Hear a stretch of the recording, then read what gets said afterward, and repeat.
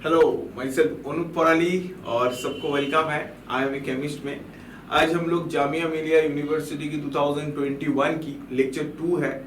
Already part 1 में हम लोग 1 to 10 तक डिस्कस किया था, 11 to 20 तक डिस्कस करेंगे। ओके, तो फर्स्ट क्वेश्चन तुम्हारे स्क्रीन पे है।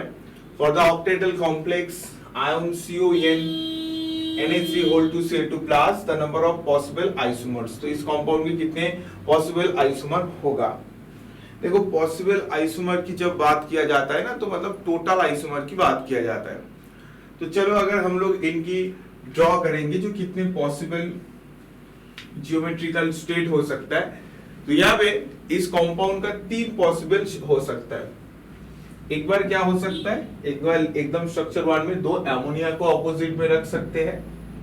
ऑप्शन 2 में क्या कर सकते हैं, 2 क्लोरीन को रख सकते हैं, और एक बार एमोनिया और क्लोरीन को ऑपोजिट में रख सकते हैं। तो जियोमेट्रिकल में तुम्हारा 3 स्ट्रक्चर पॉसिबल है। अभी हम लोग का जो टोटल आइसोमर की फॉर्मूला होता है, देखो टोटल आइसोमर की जो फॉर्मूला होता है ना, वो होता है optically active isomer plus optically inactive isomer. मतलब टोटल कितने ऑप्टिकली एक्टिव आइसोमर है और कितने ऑप्टिकली इनएक्टिव आइसोमर है, इसको मार्च करने के बाद मेरा टोटल आइसोमर बनता है। अभी हम लोग को एक बात पता है, अगर किसी भी कंपाउंड के अंदर प्लेन ऑफ सिमेट्री होगा, प्लेन ऑफ सिमेट्री मिडिल से अगर कट किया जाएगा इक्वली, तो ऑप्टिकली इनएक्टिव बन जाता है। जैसे मेरा ह्यूमन बॉडी को देख लो, मेरा जो बॉडी है, अगर मेरी बीचों बीच से कट किया जाएगा ना, तो मेरा राइट हैंड पार्ट और लेफ्ट हैंड पार्ट इक्वल होगा। मतलब बाहर से, अंदर से नहीं, अंदर से तो अलग है, मैं बाहर से बात कर रहा हूं। तो अगर मैं यहाँ पे इस मॉलिक्यूल को देखूंगा, यहाँ पे पहला कंपाउंड में प्लेन ऑफ सिमेट्री है कि नहीं, तो देखो अगर मैं इस पहले कंपाउंड में एकदम मिडिल से कट करूंगा, मुझे प्लेन ऑफ सिमेट्री मिलेगा, मुझे प्लेन ऑफ सिमेट्री मिलेगा। ठीक है, एकदम मैं अगर मिडिल से कट कर दूंगा तो, क्योंकि इक्वली कट हो जाएगा। सेकेंड मॉलिक्यूल को भी देखो, तुम इक्वली कट करो, यहां पर भी तुम्हें प्लेन ऑफ सिमेट्री मिलेगा, क्योंकि ए भी इक्वल है, अपर पार्ट और लोअर पार्ट यहां पे भी सेम हो चुका है। बट अगर ऑप्शन 3 में तुम कट नहीं कर सकते, क्योंकि ऊपर एमोनिया है नीचे क्लोरीन है, सही ना, तो इसको इक्वली कट नहीं कर सकते। तो पहला कंपाउंड में सिग्मा जाने के कारण से ये बन चुका है ऑप्टिकली इनएक्टिव। ऑप्टिकल इनएक्टिव में Y लिखता हूं, और ये भी ऑप्टिकली इनएक्टिव। बट लास्ट वाला जो कंपाउंड है, ये बन चुका है ऑप्टिकली एक्टिव। क्या बन चुका है? Optically active. अभी कोई भी कंपाउंड अगर ऑप्टिकली एक्टिव बनता है, तो ऑप्टिकली एक्टिव बनने से उसका 2 पॉसिबल आइसोमर होता है, या तो डेक्स्ट्रो रोटेशन या तो लीवो रोटेशन।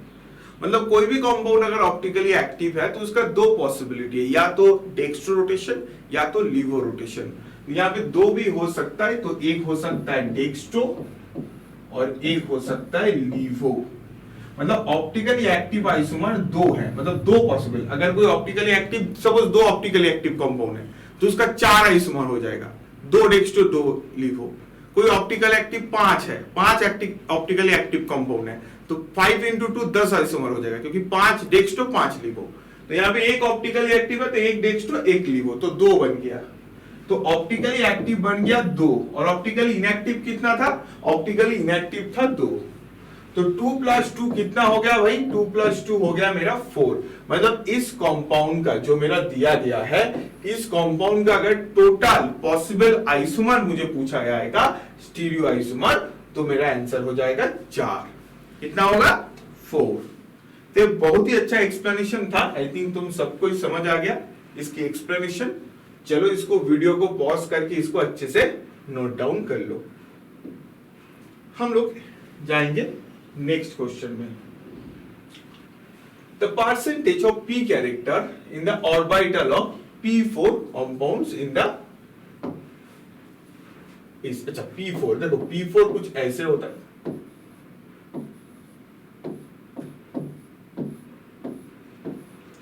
ठीक है, जिसका बॉन्ड एंगल होता है 60 डिग्री,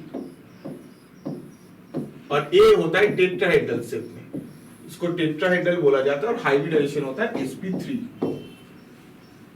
और अगर sp3 हाइब्रिडाइजेशन हो जाता है तो उसकी एस कैरेक्टर बनता है 25%, और जो पी कैरेक्टर बनता है ये होता है रेस्ट ऑफ द 75%. तो the percentage of P character orbital in the PP, that is the answer C. क्योंकि ये कंपाउंड है टेट्राहेड्रल, ये कंपाउंड है sp3 हाइब्रिडाइज्ड, तो sp3 हाइब्रिडाइज्ड है तो भाई इसका एस कैरेक्टर होगा 25% और रेस्ट ऑफ द जो 75% है वो होगा पी कैरेक्टर. बहुत ही आसान सा क्वेश्चन था. Next question.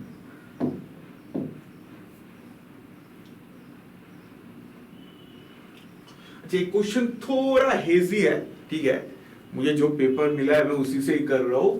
Which ester start will not give a good yield of an Claisen condensation product with NOAT and ETOT. तो बोला यहाँ पे कौन सा कंपाउंड अच्छे से क्लेजन रिएक्शन नहीं करेगा, Claisen condensation.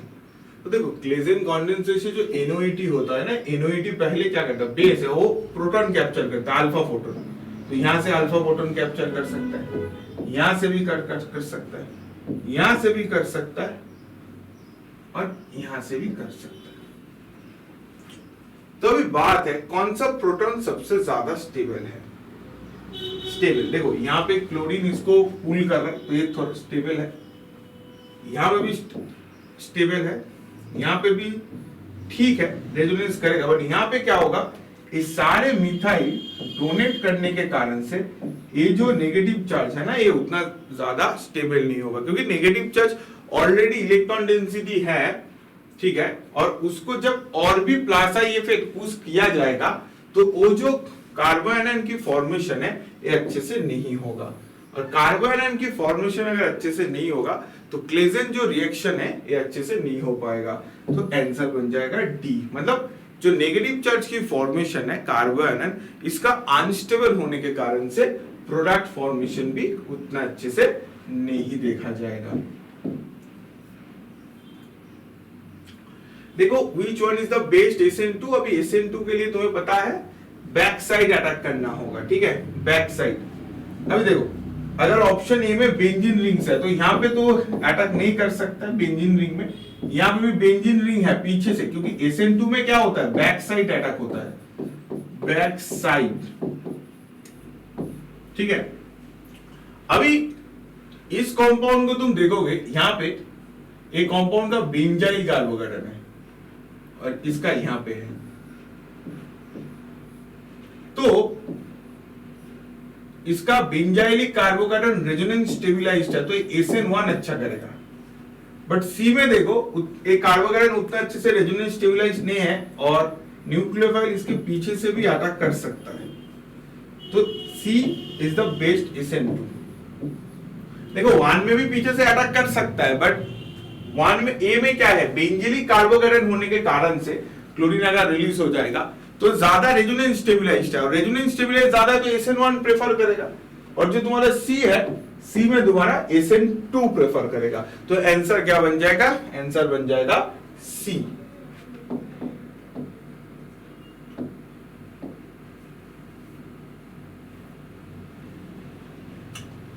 Under which of the following condition H2 has the highest entropy per molecule.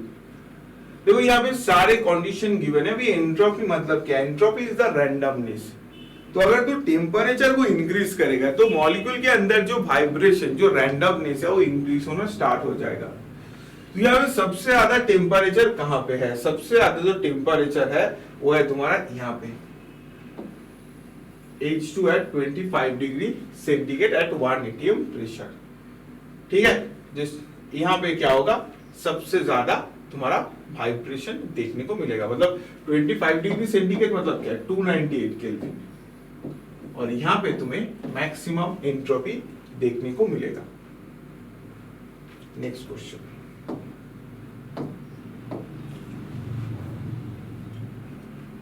Next question बोला गया हीट ऑफ कॉम्बर्शन, ठीक है. Heat of combustion of benzene liquid is the heat of formation of. यहाँ पे थोड़ा cut हो रहा है क्वेश्चन, थोड़ा नीचे कर दो, आई थिंक अभी ठीक. हाँ अभी सही है.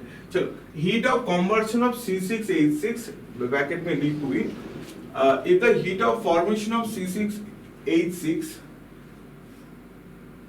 इसका अगर heat of formation होगा H2 liquid and CO2 gas are X1, X2 and X3, ठीक है। तो प्रोडक्ट जो होगा उसकी कैलोरीज को बताना है, ठीक है। अभी देखो बेंजीन को अगर ऑक्सीडाइज किया जाता है, मतलब बार्निंग किया जाता है बेसिकली, ठीक है, तो बार्निंग करने से तुम्हारा क्या बनता है, तुम्हें बनेगा,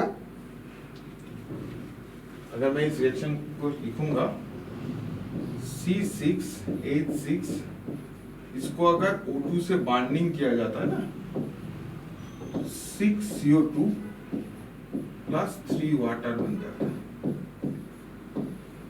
ठीक है, ओके। तो इसका X1, इसका CO2 का कितना बोला गया, CO2 को बोला गया X3, तो इसका X2 और इसका X3, ठीक है। तो क्या होता है, रिएक्टेंट माइनस प्रोडक्ट होता है, तो रिएक्टेंट मतलब X1 minus 6X2 minus 3X3, तो आंसर बन जाएगा P, ठीक है।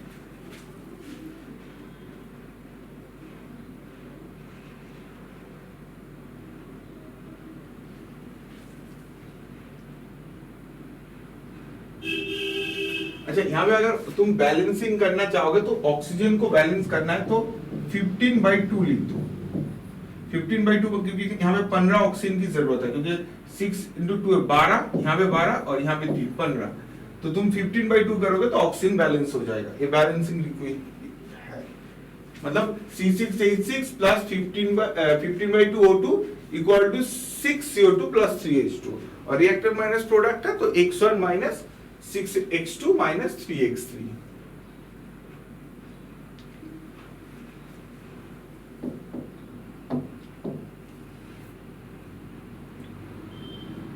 Among the elements, Zn, arsenic, gallium, germanium has the highest ionization energy। अभी तुम्हें पता है पीरियोडिक टेबल में लेफ्ट टू राइट मूव करने से आयोनाइजेशन एनर्जी होता है इंक्रीज, ठीक है, और नीचे की तरह जाते हैं आयोनाइजेशन एनर्जी होता है डिक्रीज, ठीक है। तो देखो यहाँ पे जो Zn है ना, इसका 3D10 है और इसका है 3p3 नहीं 4p3, आर्सेनिक है 4p,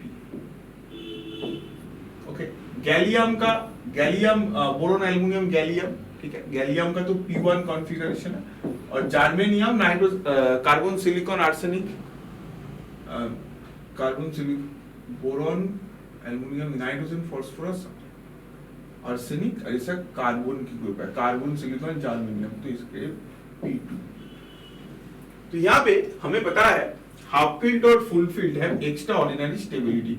अगर तुम्हें हाफ फील्ड और फुल फील्ड से इलेक्ट्रॉन निकालना है तो तुम्हें ज्यादा एनर्जी लगेगा, ठीक है।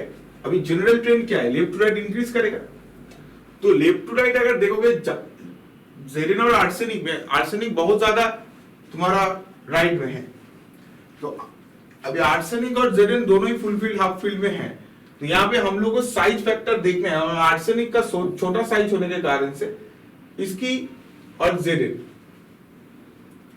यहाँ पे हम लोग जनरली ऑब्जर्व करते हैं जो आर्सेनिक का है वो ज्यादा होता है, क्योंकि उसकी साइज फैक्टर यहाँ पे काम करता है, और आंसर बन जाता है बी, ठीक है, आंसर बन जाता है B.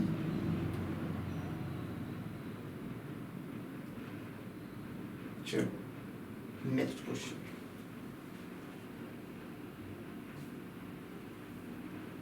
In calcium complex EDT of the number of donor atom are. देखो ईडीटी हमें पता है, ईडीटी हमेशा होता है हेक्साडेंटेड, जैसे डीएमजी क्या होता है कमेंट सेक्शन में मुझे बताना, जो डीएमजी का कितने डेंसिटी होता है।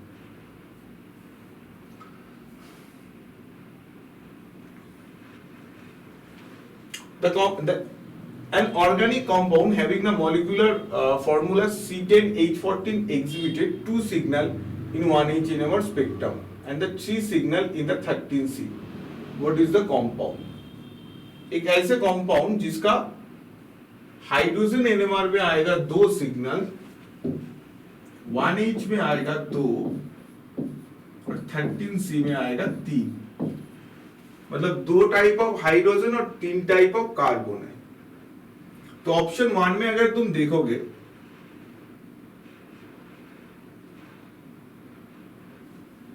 ये जो सारे है ना, ये सारे हाइड्रोजन का सिग्नल जो है यहाँ पे तुम्हें 2 टाइप, एक चारों हाइड्रोजन को तुम्हारा सेम ही आएगा, इसका हाइड्रोजन नहीं, इसका एक टाइप, इसका एक टाइप, इसका 2 टाइप, 2 टाइप, इसका 3 हाइड्रोजन यहाँ पे 3 टाइप है, एक एक 2 यहाँ पे चारों मिथाइल और यहाँ पे 2 इसका हाइड्रोजन 2 टाइप है। इसका तो बहुत तरह हो रहा है, 1 2 3 4 5 6 7 8, इसका तो 8 टाइप हाइड्रोजन है, छोड़ दो इसको।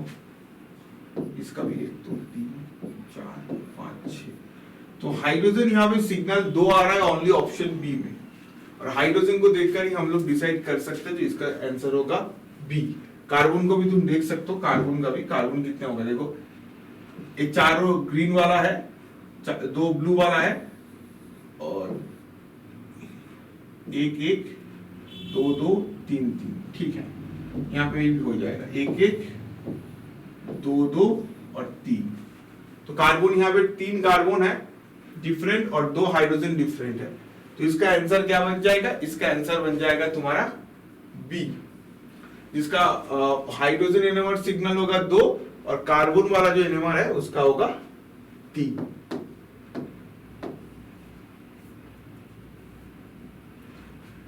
Which of the following compound does not undergo mutual rotation? Mutual rotation क्या होता है, जहां पे हम लोग देखते हैं 2 कंपाउंड के आपस में इंटरचेंज होता है, ठीक है, और इंटरचेंज होने के कारण से उसकी ऑप्टिकल इनएक्टिव हो जाता है, 50-50 होता है, मतलब दोनों एनोमर जो होता है उन दोनों एनोमर की इंटरचेंज होता है। तो यहाँ पे ग्लूकोज, फ्रुक्टोज और मैल्टोज सभी करता है, बट जो सुक्रोज है ना, सुक्रोज में क्या होता है, ये वाला कंपाउंड हमारा म्यूटल रोटेशन में पार्टिसिपेट नहीं करता है due to presence of glyceric bond, glyceric bond होने के कारण से इसका नहीं होता है। बट बाकी सब जो कंपाउंड्स है यहाँ पे ग्लूकोज, मैल्टोज, फ्रुक्टोज, ये सभी क्या करता है, तुम्हारा म्यूटल रोटेशन करता है। तो ये था हमारा 11 to 20 क्वेश्चंस, हम लोग नेक्स्ट में मिलेंगे 21 क्वेश्चन में। अच्छे से रहो और हेल्दी रहो, ऑल द बेस्ट।